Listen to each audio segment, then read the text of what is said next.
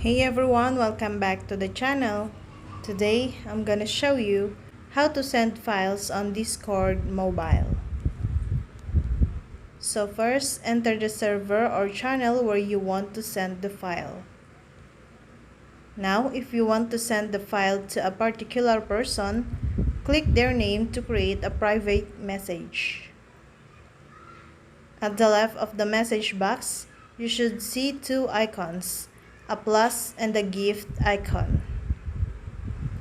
The gift icon is used to give Nitro to any player on the channel. If you don't have any Nitro to give, it will open a page where you can buy Nitro. Tapping on the plus icon will open several other icons. The image icon will let you upload a picture from your image gallery. The document icon will let you upload a video, an image file, an audio file, text documents, or even software such as APK files. The camera icon will also open your camera. Now you can select multiple files and select them all at once.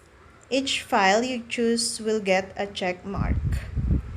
Clicking the send or right arrow icon will upload the files to Discord. And last, clicking the send or right arrow icon will upload the files to Discord. And that's all. I hope this video helped you guys. For more videos, subscribe to our YouTube channel. Thank you for watching. See you again.